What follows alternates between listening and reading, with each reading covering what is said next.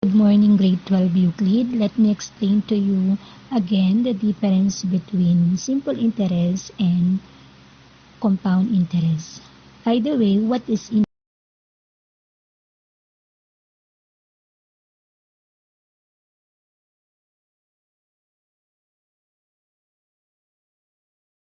interest is defined as the cost of using money over time.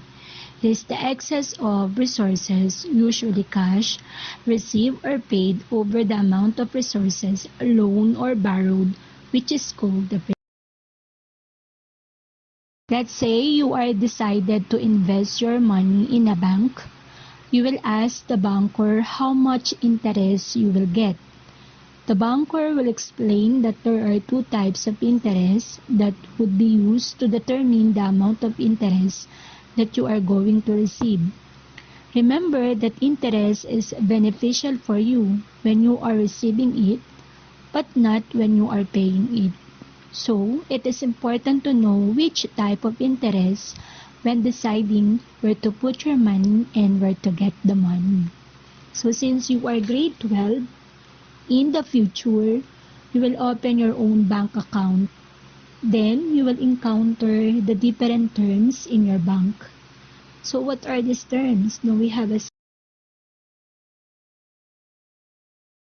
So, what is simple interest? Simple interest is the product of the principal amount multiplied by the period's interest rate, a one-year rate in standard, or it is the amount of money charged by multiplying the principal amount with a rate of interest and time, days, months, or year it has been charged. Now, what's the formula?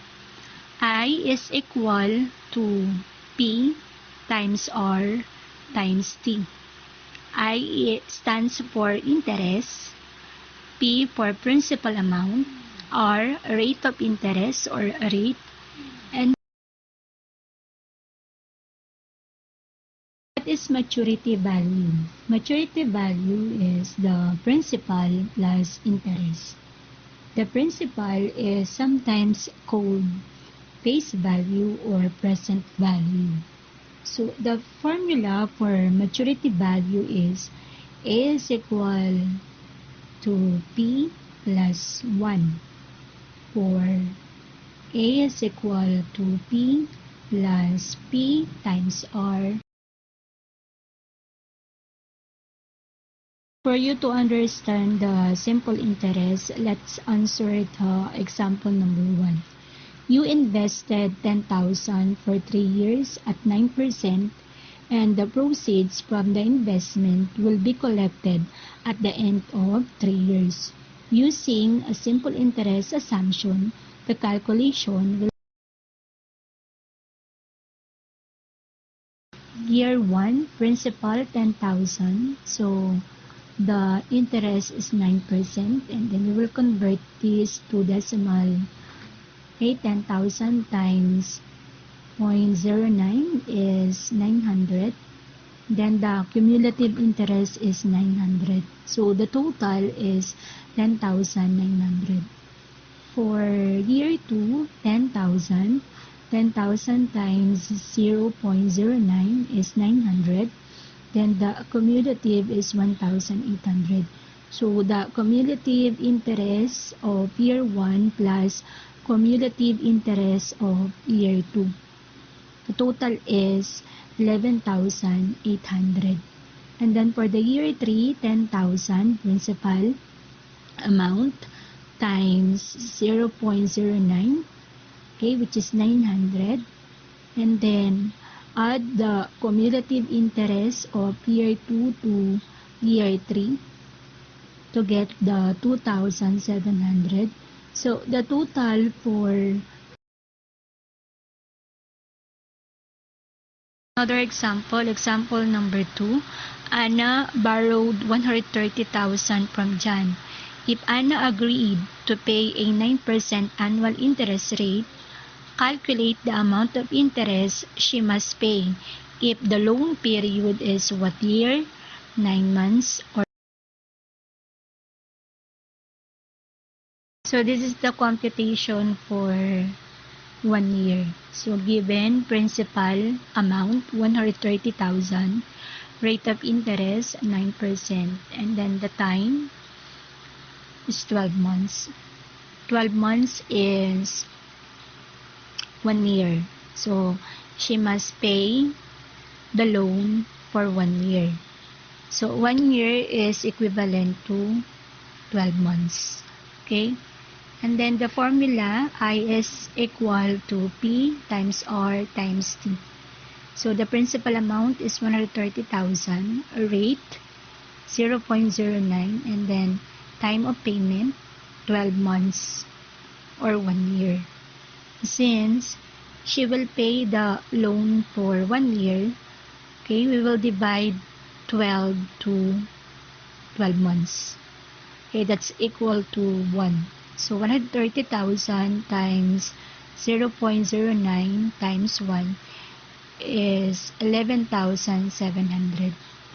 So the simple interest for 1 year is 11,700 with the principal amount of 130. Next, for letter B, 9 months. So these are the given. Principal amount 130,000, rate of interest 9%. And then the time of payment is 9 months. Since in the given, if Anna agreed to pay a 9% annual interest rate, so annual interest rate means annual 1 year. So that's equivalent to 12 months. Okay? So 9 months. Okay?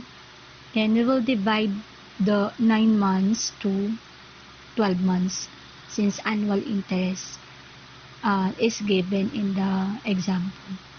So principal amount 130,000, rate 0.09, and then 9 divided by 12 is 0.75. Then 130,000 times 0.09 times 0.75 is equal to 8,775. So this is the okay, letter C, 18 months, given principal amount 130,000, rate of interest 9%, and then the time is 18 months. Okay, since again based on the given example, Anna agreed to pay a 9% annual interest rate. So we will divide 18 months to 12 months or 1 year. So the answer is 1.50. So 130,000 times 0.09 times 1.50 is equal to 17,550. So this is the interest for 18 months. If Anna borrowed 130,000 pesos and she will pay the borrowed amount within 18 months. Okay, again, for example, number 2, Anna borrowed 130,000 from John. If Anna agreed to pay a 9% annual interest rate, calculate amount or the amount of interest she must pay if the loan period is 1 year. So for 1 year, the interest is 11,700. For 9 months, 8,775. And then for 18 months, 17,500. If you notice, in borrowing money or loans, the longer you pay, the higher interest will be, or the interest accumulated. Let us check our understanding by answering the example number 3. Anna borrowed 5,000 with an interest rate of 10% per month. What is the simple interest after 8 months? What is the maturity value after 8 months? Submit your answers or activity in our Google Classroom.